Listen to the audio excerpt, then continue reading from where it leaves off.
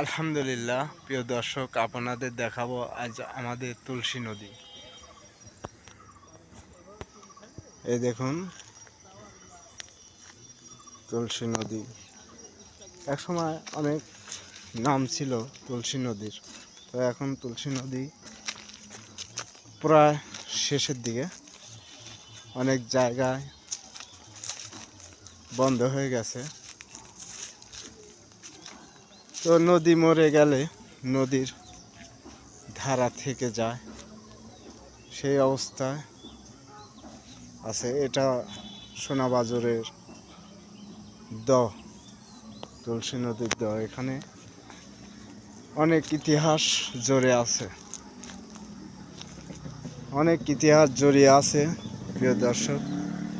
এই যে বিশাল এটা এখন প্রায় শেষের দিকে। এখানে শুনেছি দাদির মুখে যে এখানে কেউ যদি কিছু চাইতো, থাল বাসন চাইতো, তাহলে সেটা দিয়ে দিত। আলহামদুলিল্লাহ, খুব সুন্দর।